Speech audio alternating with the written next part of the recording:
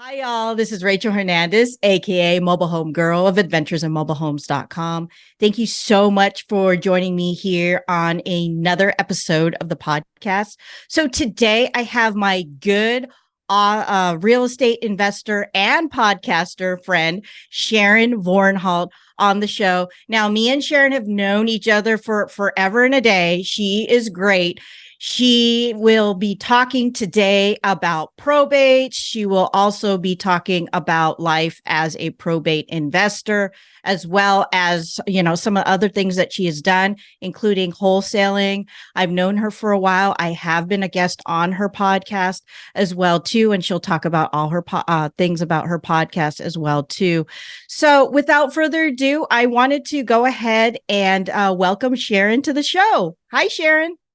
Hi, Rachel. Thanks for having me. Thank you so much for coming on, Sharon. I really appreciate you coming on the show to talk about your journey as a real estate investor. I wanted to talk more about your journey into probates and probate investing, because I've actually gotten a few probate leads over the years in terms of mobile homes. And let's just start off by telling us a little bit about yourself, your journey, how you got started in real estate investing. Well, it was kind of a weird path. Growing up as a kid, my dad was a contractor. So I followed him around on job sites. He did light commercial and things like that. So I had an introduction to construction. However, when I started working, I worked in research and development and then later in the medical field. So from there, though, I always wanted my own business, and I opened up a home inspection company in 1991, which was a real estate related business. Through that, I met a lot of realtors, and one of them invited me to go to a RIA meeting, which I had no idea what a RIA meeting was at that time. I only knew that there were realtors. So I went to that meeting around 1998. So that's when I began investing in I owned the other business for 17 years. So about 10 years, I invested part-time. I was buying a rental here and there, doing a rehab. I started right out rehabbing, which is probably not the smartest thing to do. But that's what I did. And that's what I loved doing. And then in 2008, when we all know what happened in 2008, the real estate crash, I closed the other business and I became a full-time real estate investor. Well, that was the best of times and the worst of times because everything was on sale. Now, up until that time, I was buying property and doing some rehabs. And at that time, no one could get a retail mortgage. So I had these properties and I thought, well, what am I going to do? I don't want to rehab these properties and then have them sit a year while someone tries to get a mortgage if they can. And I don't want to rent out a brand new rental. Or a brand new rehab that was intended to be sold to a retail buyer.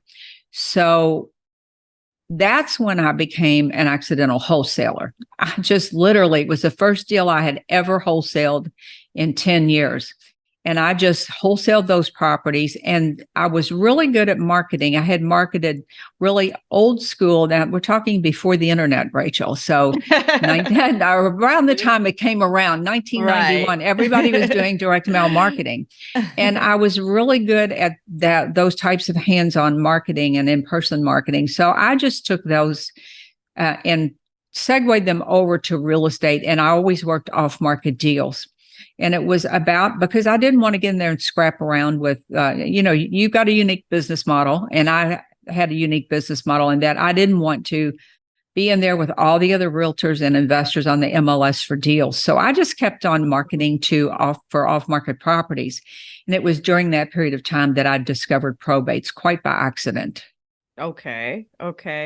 And let's talk about your marketing, because I know this is not something that I'm really good at. I know in the beginning that direct mail was a big portion of your marketing plan. Can you tell us a little bit about that? And is that how you kind of accidentally found these leads in probate? Well, I just kept digging around and I discovered those. But yes, so direct mail marketing, Rachel, is still very much a thing today for off-market deals. You have to have a way to contact these people for all the different lists. Off-market deals are everything that's not on the MLS. It's where you do very targeted targeted mailings. But yes, I just stumbled across probates. And at that time, or in 2008, there was almost zero competition, practically zero competition. Okay. There was also zero information on how to work these deals. And because there was no information on the probate process, about what they're going through or any of it. So that was something I had to learn from start to finish myself. Mm-hmm, mm-hmm. So let's dial it back down. Can you tell us exactly what a probate is and what is the process of tracking down, in your opinion, these probate leads? Well, probate in its simplest form is a legal process that takes place when someone passes away and they have a certain amount of assets.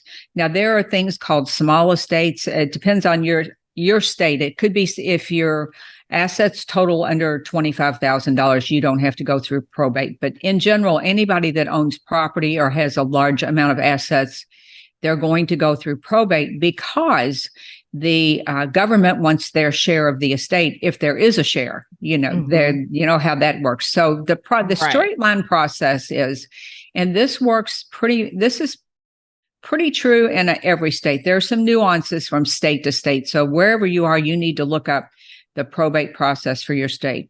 But what happens is someone passes away, and then the estate is opened. So that someone in the family will open the estate. Then it is determined if there's a will. If there's a will, that is called testate. And in that will, it would say, for instance, I name Rachel to administer my estate. So that person is named.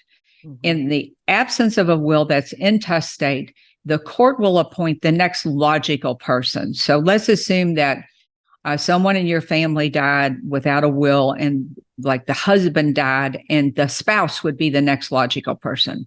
Or in the event there was no spouse, it would be the child or children. So there is a hierarchy of how this is all done, but you just need to know that the court takes care of this. Now, once this person is named, they'll get a formal paperwork called the letters of testamentary. They call them the letters. This is what means what would mean to you if you were looking at a property and you weren't sure this was the person that could sell the property. This is the documentation. So once the estate is opened, the person is appointed. I call that person the decision maker. That's either the executor or the administrator, and they're jointly referred to as the personal representative. So you'll hear people say the personal representative. It's an either or situation. But that person is the decision maker, and that is the person that can sign a real estate contract. And when you come across a probate deal, you could be talking to someone who's showing the property, and that's okay. It could be an aunt or a friend or someone that just happens to be the person who's doing that. But you need to find out who the decision maker is, who can actually sign the real estate contract. And that's the person you will write. That's the person that is acting on behalf of the deceased. Okay. So if you notice, the person passes away, the estate is opened, and then the decision maker is all sorted out. And then next, what happens is you can sell the property. After all the assets in the estate will be converted to cash to pay, what happens next is to pay the creditors. Then the heirs get what's left before the estate is closed. So as you can see, if you are an heir in an estate, you're way down on the list. You're at the very bottom before the estate is closed. So you need to work these while the estate is open. If it says the estate is closed, you've missed the boat when you find these leads. So you can buy the property approximately in the middle of the process, because they're going to sell real property, personal property, anything that's not directly willed will be put in a pot. It should be put in a bank account. You're required by the IRS to get a tax ID number and to have a place to hold all the money in that estate. And that would include things like income from rental property. Often people pass away, they've got their personal residence, they've got rental property, and all this money has to be strictly accounted for. Because when it comes time to pay the creditors, that it's going to come out of that pot.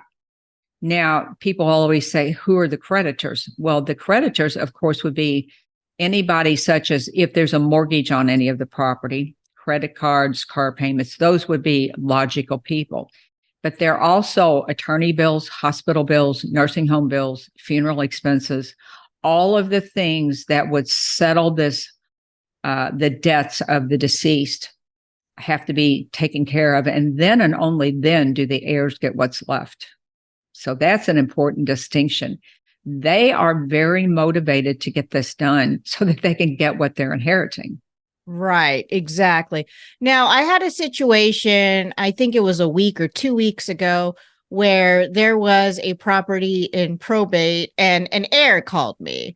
But the heir made it clear that there was an executor involved. She was not the personal representative, but she wanted me to take a look at the mobile home to, see what I could do to help her sell the home, because I am actually wholesaling mobile homes now, Sharon.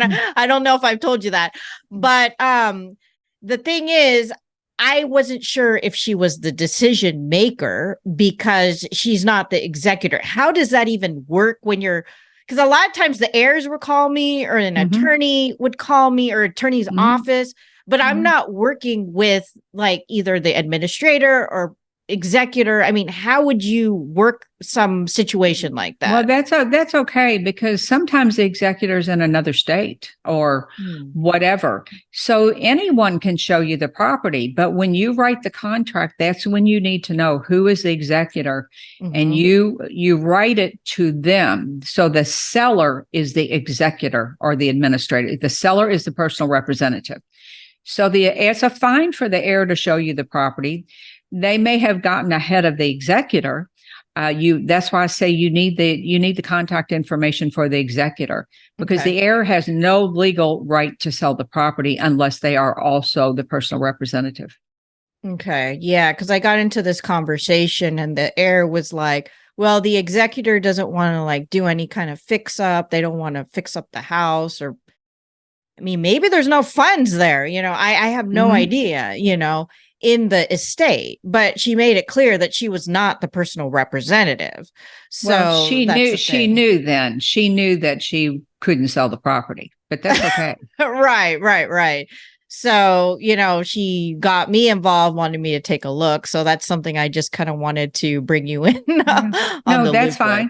Yeah, that's fine. And what will happen is you don't ever have to worry about doing this wrong, because what will happen is when you, now, you all close differently than us. So that's it.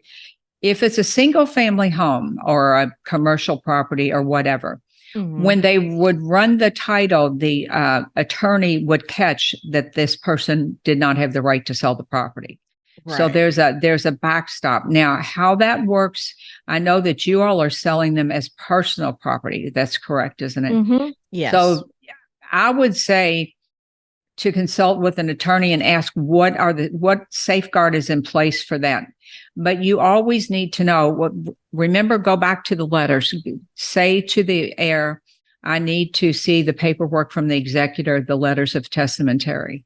Okay. And then in that paperwork, it will say Rachel Hernandez is the person that can sell this property. Okay. Good to know. Know. That's really your safeguard right there. Good to know. So, we've got this, say we're in a situation, we've got this lead, it's probate, we're already working with whether it's the heir, the executor, the administrator. So let's say you do write up a contract, because you had mentioned you do wholesaling. How does that work with closing? Do you do an assignment for your deals, or do you double close? And how do you have your buyers already lined up, or do you actually close on it first and then do some fix up work, or do you just kind of sell it as is to your buyer? How does that work with the wholesaling process with probates? Well, with a wholesaling process, it could be, remember that probates are just a lead source. So whatever your strategy is still your strategy, exactly the way you would do it. Now, what I would typically do when wholesaling the property, we haven't really talked about this, but in deciding which properties to go after, I went for properties that I wanted or I knew my buyers list wanted. You only need a half a dozen of really top-notch perfect buyers that are building portfolios or doing constant fix and flips. You don't need a million. You need a handful of people. Right. So when I was compiling my list, then I would look at those. I took out everything in really bad areas, and I took out anything that was in really expensive areas because they were never going to be wholesaled and they were never going to be sold as distressed properties. So I would have what I'd call bread and butter and the step above, those type of properties. Now, I knew my buyers list well, and I would know when I looked at a property, probably who was going to buy it. It would be the same in mobile homes. If somebody were wholesaling mobile homes and you were the buy and hold person, they would say, well, Rachel only buys over here. She doesn't buy over here. She doesn't like that. So it's the same exact thought process. But to answer your question, I double close. I don't like, there is a situation where you could do a wholesaling thing where maybe the house is a mess. You could clean it out and then you could wholesale it for a little more money. You could do that. You could even do that while, you could agree to do that. You could sell the house to your end buyer and say, I'll have it cleaned out and charge the higher price. Maybe they don't want to fool with it. You can do all of those same things that you always do. But now the only time I closed on a property is if I was going to rehab it or if I was going to keep it for a rental. If I'm just wholesaling the property, I like a nice, clean trail of paperwork. If I'm assigning a home where I'm going to make $10,000 or $15,000 on it, and the seller sees on that settlement statement that I've gotten them down to whatever price it is, but I stand to profit $10,000 or $15,000 on a property, or $5,000, whatever it is, then they're going to be mad. There are a lot of closings that have blown up at the closing table for that very reason. Wow. In my area, it cost another $500 to do that second closing. And I like the cleanness of the paperwork. You buy and you sell, and you can still do it with no money out of your own pocket because it's about the order of the signing of the paperwork. Okay. The attorneys don't do anything wrong. In other words, your sellers would be in one room and you would be in your room with your end buyer, who's always an investor for me. So we would sign the paperwork. If you think about a closing, you have to have certified funds for a regular real estate closing. Like for a single family or multifamily property, you have to have certified funds. So the attorney would have the check in his possession, but no money changes hands at this stage.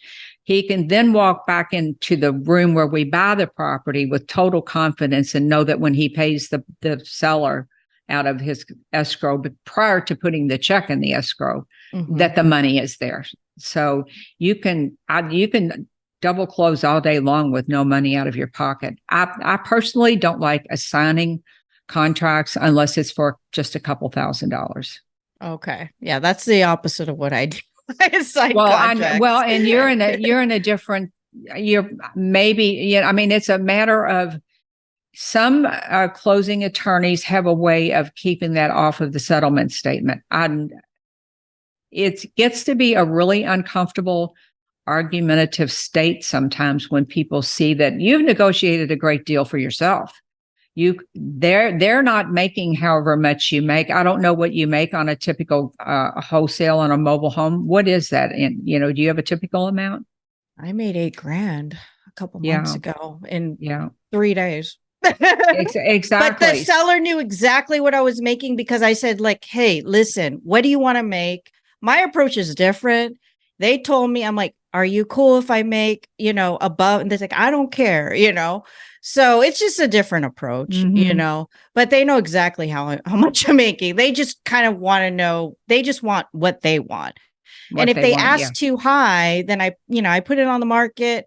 Then we got to lower it. I had to do that with, distressed property. There was all kinds of issues, plumbing issues and all that. then we just have to have a conversation. So it's a Right. lot of back and forth for me though, but I do take a lot of time when I work with sellers. Like the first meeting could be 2 hours. So, Well, and you but can always, a lot of times too, I'll tell them honestly that I'm going to partner with somebody who's my end buyer. And I explain to them that there's a difference, because we're going to do fix up. I go into great detail and they'll say, well, I want this much. And you have to tell them, I can't give you this much because we're going to have to put money into the property. And they'll say something like, well, a vanity only costs $129. And I always made a joke and said, do I look like I swing a hammer? We use real contractors. So you can get prices on your own. If you want to do it on your own and do the work and put the money into it, the property, you can certainly do that. But then long about there, they say, no, I don't have any money. So you're back to having the conversations with them. Yeah, exactly. And for y'all listening, everyone has a different approach. I'm interviewing Sharon because I want to know her approach. And everyone's going to have a different style and way of doing things. And that's why, I have these interviews on the podcast. Not everyone's going to do things like Rachel. So, I have assigned contracts when it's a smaller amount of money. But it's just in my area, this has been true and I think things might be different for mobile home sellers than people that are in single family homes. They tend to think their property's always worth a lot more. And, they have a little bit different of an approach to it, I think, has been my experience. Yeah. It could also be, like what you said in your area, area to area kind of thing as well, too. So let's talk about the closing process, because there's this misconception among probates that a lot of investors think that, those probate deals, they just take too long to close. And there's such a process. I mean, people are scared of the process. So can you kind of answer that question? I mean, does it take longer to close a probate deal versus a regular, transaction, single family, just a regular real estate deal in general? Or what's your opinion on that? In general, it's exactly the same as any other deal, because once they're to the point where they can sell the property, they just sell the property.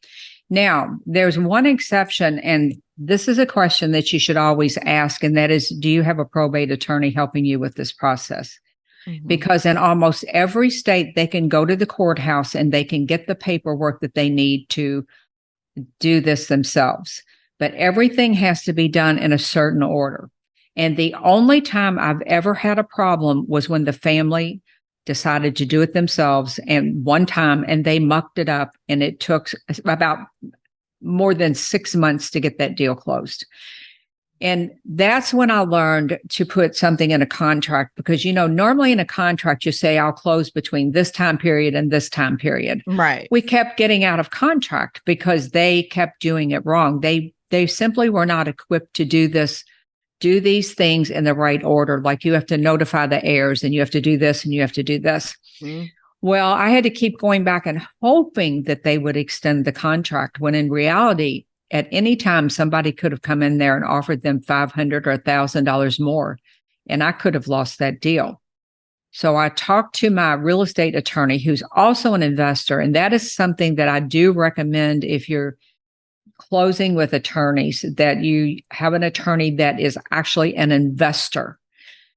But we talked about it, and we then put a clause in every probate contract that said buyer will close, for instance, no sooner than 15 days, no longer than 30 days upon court/attorney approval to close. Okay. So you put that verbiage, yes, in the contract every single time. And that left the contract open. So in other words, you had a valid contract, and then you had to close between 15 and 30 days after you got approval to close. And what that means is that the attorney's done everything that needs to be done, or the family did everything in the right order and correctly. And that protects you from having a contract that it becomes a dead contract. Exactly. So let's dial it back, because we're talking about, we already, have the probate situation. If someone wants to exclusively, like, pursue probate opportunities. I mean, how do you do that? I mean, I know you said that you accidentally got into it, and I get, people calling me, and it just happens to be in probate for mobile homes and their heirs.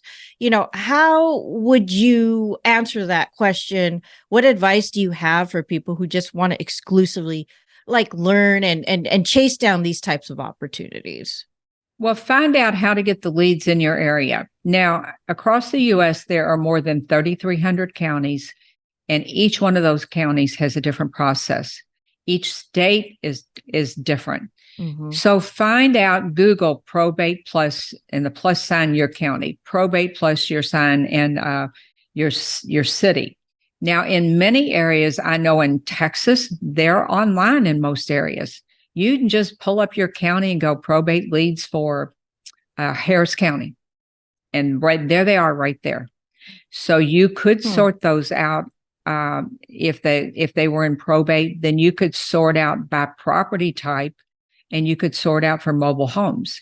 Now, in my area, they were historically in the newspaper. And I thought that was so old school because until I found out all over the country, some people have to go to the courthouse. Right. Yeah. So things are changing rapidly. What I found recently is that places that were never online are suddenly online. So you have to check all the time, but you want to hopefully find them online so that you can get a list every month. And this is why probates are so good, Rachel. There's a list this month of people that have passed away. I mean, these are people that need our help. They have a legal obligation to settle this estate. So we're not taking advantage of anybody. We are, in fact, their savior when you can go and help them with this. It's almost always a distressed property, something that they can't easily sell for full price. But these people need our help. So if you can focus on that, think this month is a list, next month is a list, and over time you build a pretty decent sized list. And this is where direct mail comes in. So every month, some people are coming off the list. They've sold their property. And next month, you're adding new people to your list. Right. Now, talk about direct mail. How long do you mail these people? Well, you mail them as long as the property is available, which is going to be 12, 14, 15 months tops in this economy.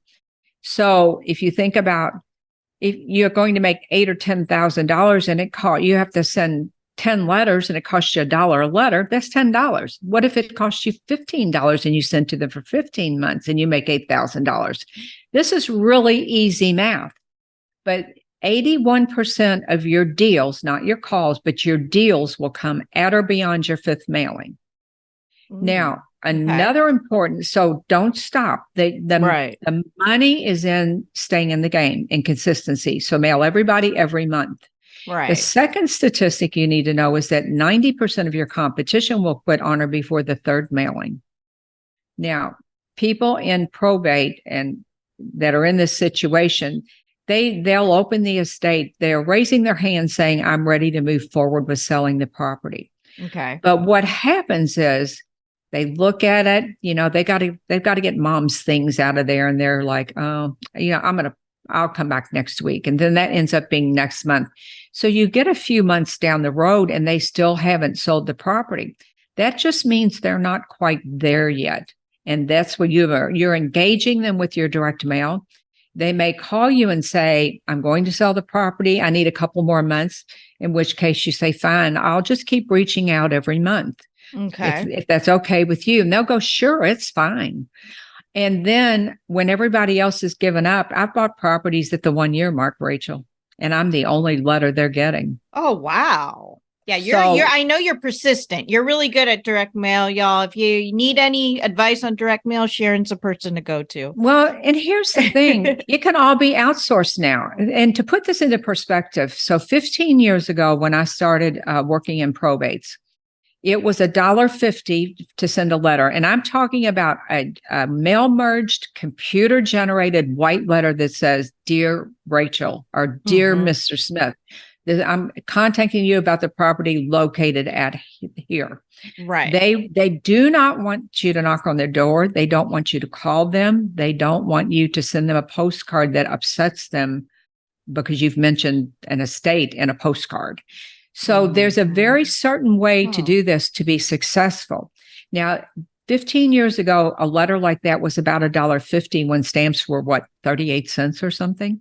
Right. Today stamps are, I don't even know how much, 60 some cents. Yes. You can get a letter done for you. I mean, you don't do anything for under $1.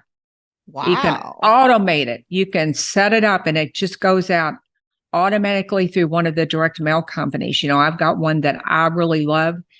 They're great. But this is something that you do have to look at the leads as they come in and go, yes, no, or heck no, I don't go there. I have some of those, but right.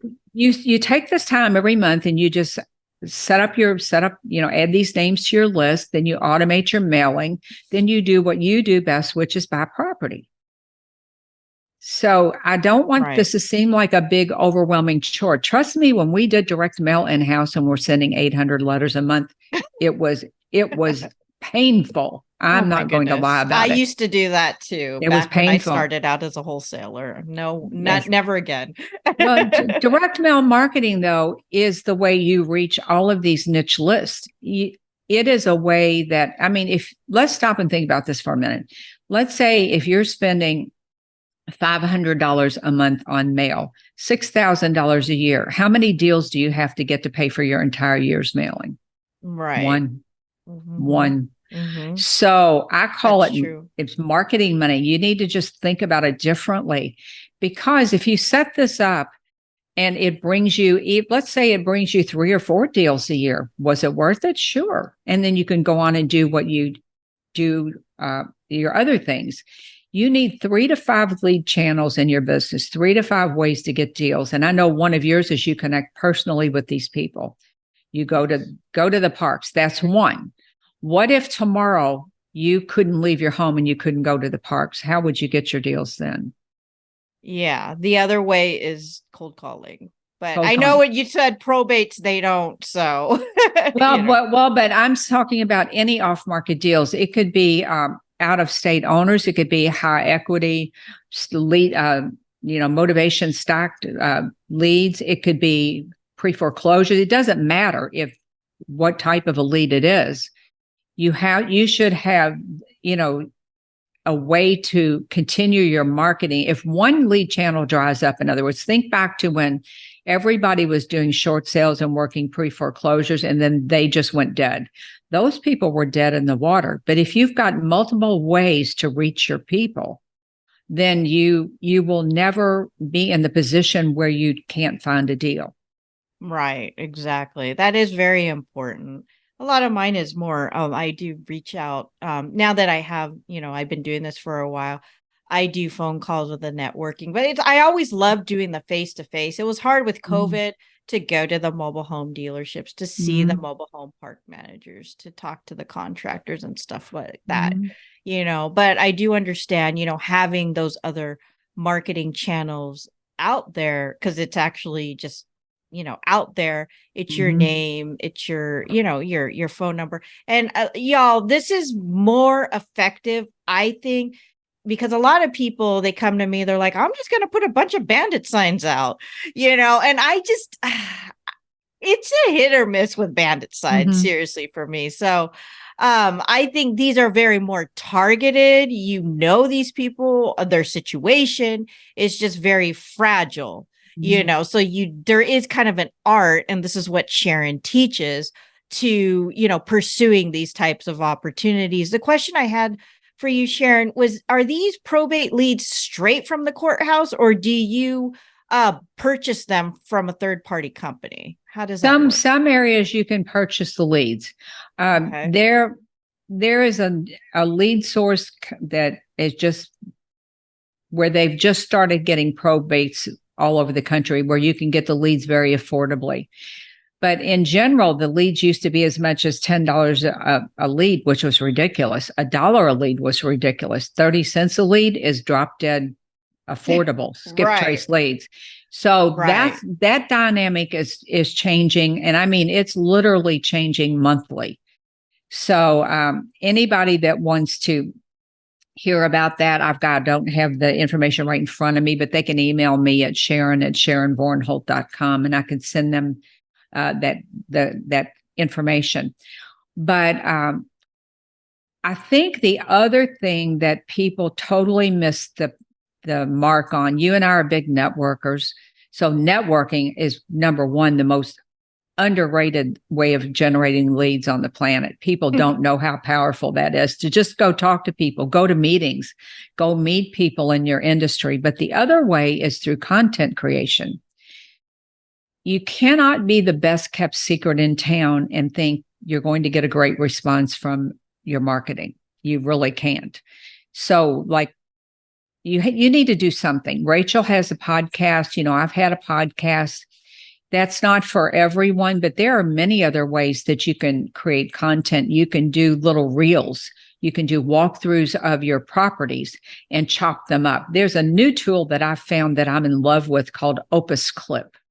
Oh, okay. I think it's opusclip.io. So let's assume Rachel went out and did a thing where she did a walkthrough of a mobile home, and she's pointing out all the things that need to be done. And she's got a 15-minute video. You can put that video into Opus Clip, which costs you there's a free version to start where you can try it out. And then for a whole year, it's like $100. And it would take your 10-minute video and give you back 20 videos. It'll give you can choose 0 to 30 seconds or 30 seconds to 1 minute. And it puts captions on them, and it resizes them for every platform. Wow. It is phenomenal. So let's say you've not got any content, or you want to increase your presence so that when someone sees your name, maybe on your bandit sign, they'll go, oh, hey, I saw Steve on Facebook in this little clip where he's talking about mobile homes or whatever. It is a phenomenal way to market yourself. And stop and think about how many clips you have on a podcast episode, Rachel. It is, I mean, you choose 0 to 30 seconds or 30 seconds to 1 minute. You pop that video in there, and guess what? You just got a whole ton of content. Right. Exactly. So lots of things to think about here.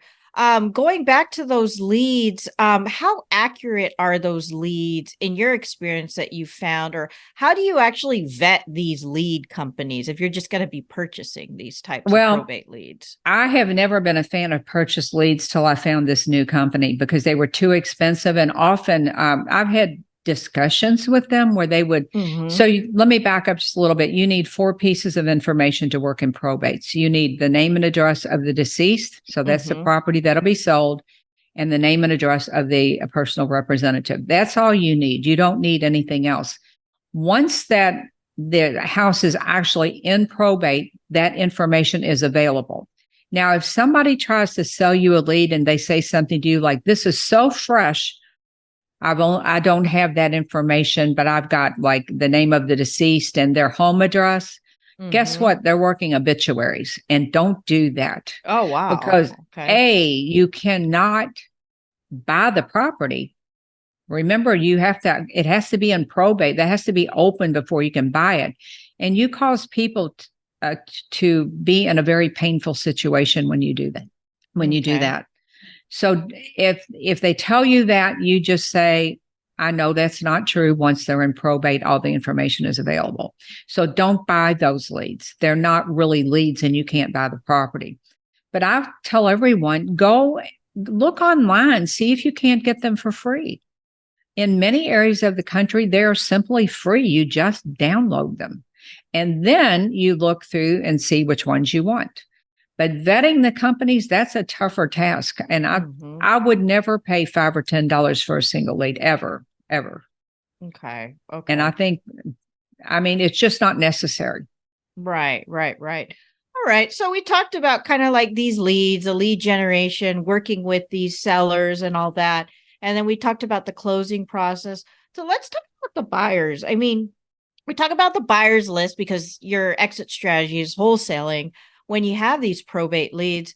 Do you recommend, like someone starting out brand new, would you recommend they start to build their buyers list first? How would they do that? Or do you think they should just go out and just figure out where they want to, do business in and then start looking for probate leads? Or should they do both at the same time? How would that work? You can kind of do both, but remember, if you put out a paper at your RIA meeting, now my RIA meeting, real estate investors meeting, if you don't know what that is, we'll have 200 or 300 people show up live every month. We probably have 700 members. If you pass around a paper and say, do you want to be on my buyers list? What's your criteria? About 95% of those at least will have no way to buy property.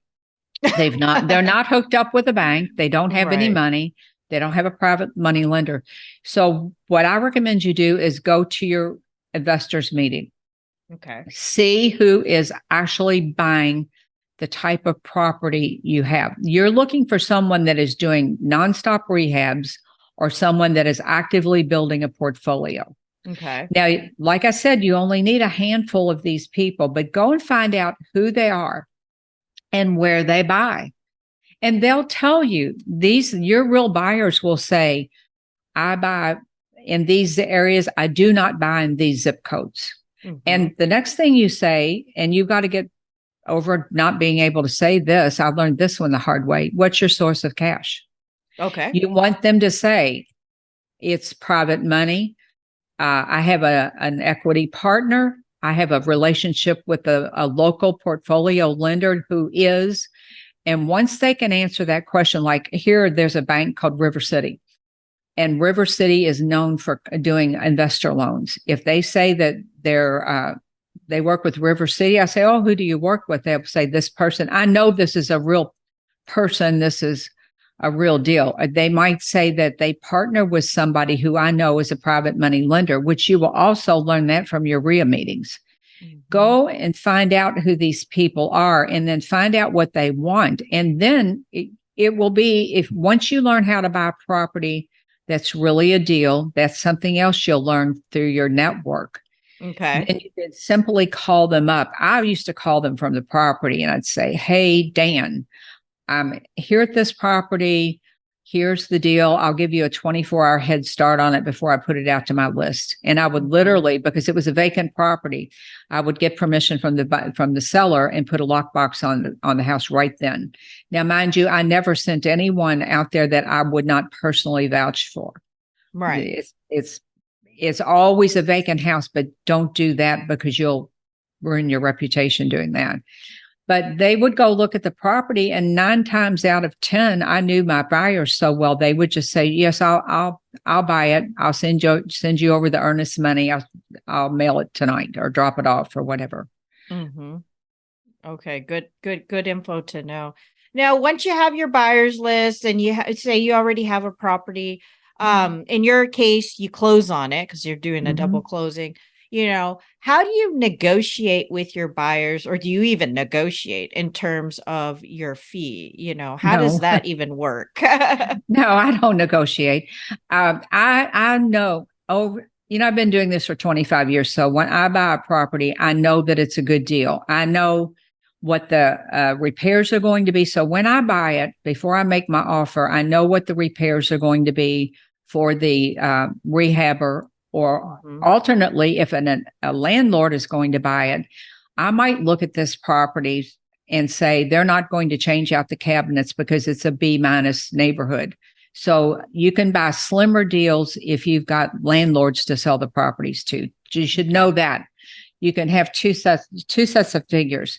But no, I would make an offer that I knew was a safe offer for my buyer. So I always figured repairs a little high and figured comps a little bit on the narrow side, because you don't want to use inflated comps and then not real numbers on the fix up. You don't want to do that. So I would simply make my best deal and then back my fee out for my buyer. And that's the price. I would just say it's this price. And because I knew how to do that, and because I left them, they knew that I had figured the repairs high. I would say I think they're going to be about $30,000, but I figured them at 35, 36, and I would tell them what I figured. And then I would say the comps are between here, and I used the median comp. I didn't use the high outlier comps. Mm-hmm. So they had a safety net there that they knew that I was offering them a property that at a good price that they didn't have to market for and they didn't have to go look for. So I had people on my list that also had careers. Okay. And they were almost full-time rehabbers, and that they had their houses going all the time. Okay. So they were smart enough to know that it was a good deal, and they were never going to do direct mail or any kind of marketing. They bought strictly from wholesalers. Okay. But you build your reputation by doing it right, and you have to learn these things. It's a dangerous thing to not know how to buy property. That's probably the hardest thing, I think, is to know what to offer. Right. And then making that offer without cowering down. You just have to get used to doing that. That's a learned skill. Exactly. Now, in terms of showing the property, I mean, do you provide pictures, video, or do you have it on lockbox, or do you personally meet with these buyers at the properties? As long as it's one of my handful of known investors, I just give them the lockbox code. I never would let a stranger have that, someone I didn't personally know, because they could go and steal the copper out of the house or something. Right. Exactly. Okay. And then once you have a buyer and they say, oh, I want to purchase this property. How does that work? Do they give you earnest money? How long do you give them the time to close? Is it 30 days? And do they have an inspection process? How do you do that? They're 30 days, and they can buy it. They can have it inspected, but I won't reduce the price or make any repairs, because they're already getting, they're probably, if it's a $200,000 house that needs, if I were just starting with the 70% rule, then, that would be 140 less 40,000 repairs or whatever. They're getting a $200,000 house for $100,000. So no, I'm not negotiating unless something is found that I missed, which having owned a home inspection company is probably never going to happen, because I can spot structural issues, things like that. And if I'm unsure about the furnace, if it's iffy, I figure a new furnace. If the AC is over 11 or 12 years old, I figure a new unit. Whether they put it in or not is up to them. Same thing with a roof. If a roof is beyond a certain lifespan, it goes in the figures. Now, if they decide to wait, and oftentimes landlords will say, I'm not doing all that work right now, that's fine. When the roof comes due, that's on their dime. That's okay. But to answer your question, no, unless I've somehow messed up, I don't negotiate. They don't ask me to negotiate, because they're getting a good deal. And if you give them always your best offer, right, then they're not going to come back and quibble over it. Now, I do have one older gentleman that he was probably coming up on 70 at the time. He was old school, and he had to negotiate. If it was $1, he wanted it for 50 cents. So what I would do is I would always raise the price $1,000. I would get to my price. I would raise it $1,000. I would offer it to him for the price plus 1,000, and he would say, Sharon, I've got to have it $1,000 cheaper. And I'd go, well, okay. And then after a while, he would forget to ask for the reduction, and I just made another $1,000. So we're getting towards the end of the podcast, but I've got a couple other questions real quick.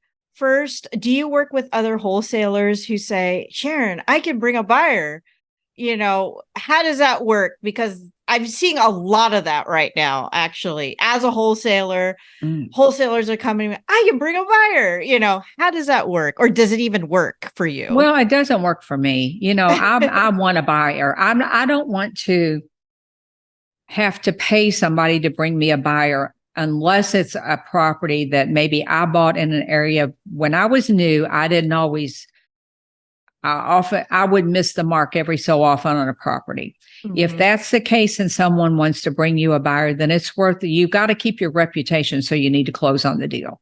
And if it involves doing that, then you can do that. But in general, you've negotiated your profit out of this deal, so you want to build your buyers list. You don't want to give away part of your money for a buyer. At least that's my.